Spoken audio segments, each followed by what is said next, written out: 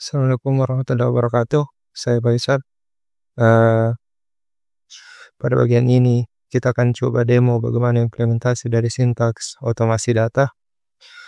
Sebagai contoh kasus, kita akan menggunakan database pengeboran di web Kenali Bumi, bisa diakses di bagian advance, kemudian di hall data automation.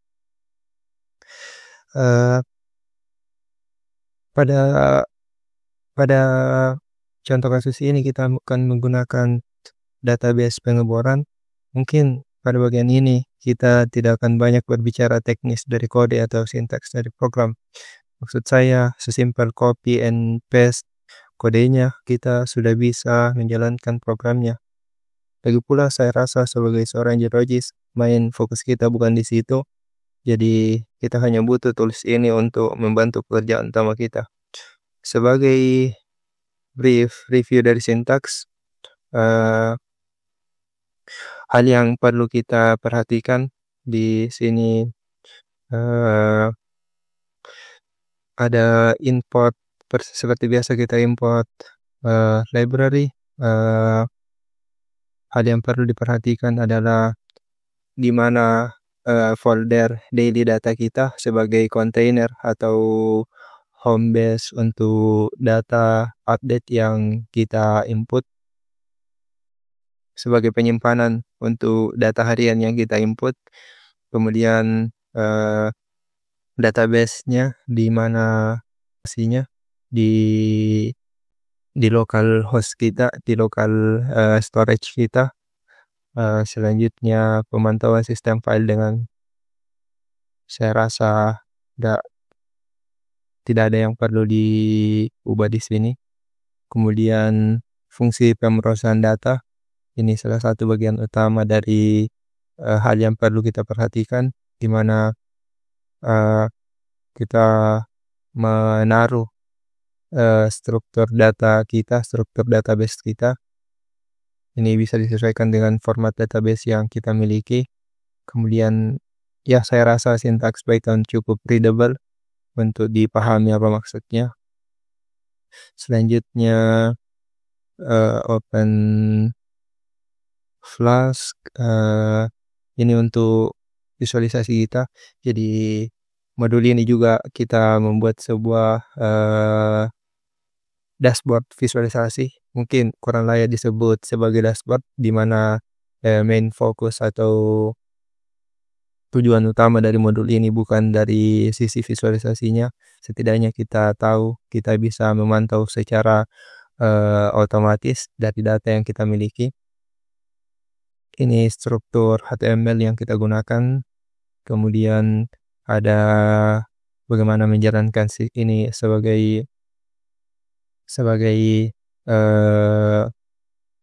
fungsi utama untuk menjalankan apa yang sintaks yang sudah kita tulis sebelumnya.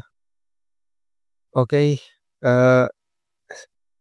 jadi data yang digunakan juga seperti biasa saya lampirkan di bagian akhir modul. Kemudian modul ini juga berisi beberapa kemungkinan error yang kami jumpai ketika membuat modulnya. Without further ado, mungkin kita buka command prompt.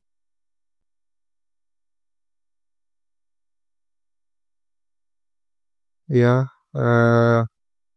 ini bisa disesuaikan dengan direktori penyimpanan yang kita buat. Saya menyimpannya di hall automation. Kemudian karena saya menggunakan virtual environment, jadi saya perlu untuk mengaktifkannya. Bisa juga dicek di drill hall data automation melalui perintah dir.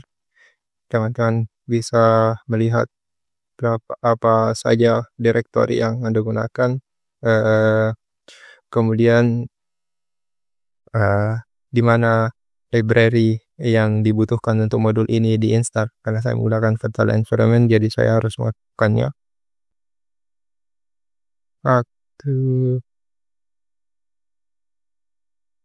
Oke. virtual environment saya sudah running. Kemudian kita perlu cek nama file yang kita simpan. Di sini saya menyimpan filenya dengan nama data updater. Oke, bisa dijalankan dengan perintah kita data.py.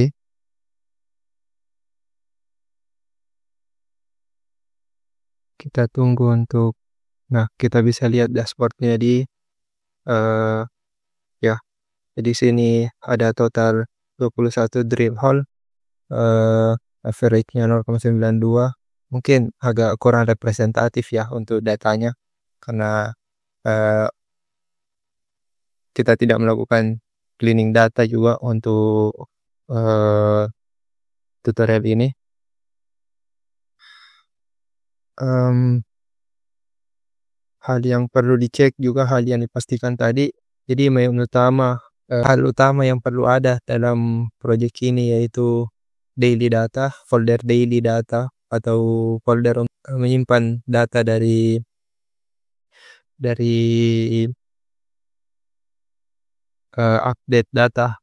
update data yang kita akan input ke drilling database kita. Jadi ada dua drilling database dalam hal ini kita menggunakan format Excel, kemudian container untuk menyimpan daily data sebagai data yang akan diupdate ke drilling database. Kita cek drilling database-nya. Di sini ya seperti yang saya mention sebelumnya, ada informasi apa saja yang kita butuhkan sebagai parameter untuk input. Kemudian di sini kita ingat sudah ada 270 baris. Apakah akan sukses ketika kita jalankan nanti atau kita input? Eh, Oke, eh, di sini program kita sudah jalan sepenuhnya di lokal komputer. Jadi ketika misal saya punya sampel untuk diupdate ke datanya, jadi sesimpel saya eh, taruh di daily data, maka bisa dilihat nah eh, data kita akan program kita akan otomatis mendeteksi new file, kemudian bisa dilihat statusnya. Nah, dalam hal ini statusnya error. Oh ya, ini error karena kita membuka format Excel-nya. Mari kita ulang prosesnya.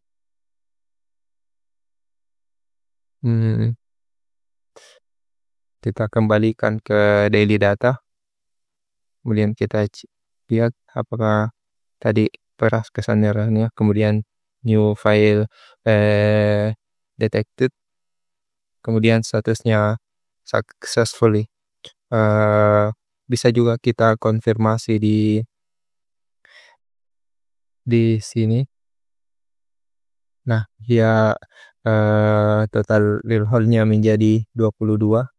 Kemudian average datanya tidak ini. Kemudian ini sebagai Sebagai contoh bagaimana kita membuat visualisasi data untuk material code-nya.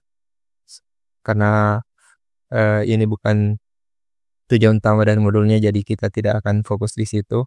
Kemudian kita bisa melihat statusnya, process file, sample for update. Ini data yang kita masukkan sebelumnya. Kelihatan ya. Jadi setiap ada data baru yang kita input masuk itu akan terdeteksi oleh sistemnya, kemudian ditampilkan statusnya. Ini sebagai bagian untuk bagaimana kita memonitoring. Jadi sistem ini sepenuhnya berjalan di lokal komputer. Kita bisa monitor di command prompt kita di lokal mesin kita. Untuk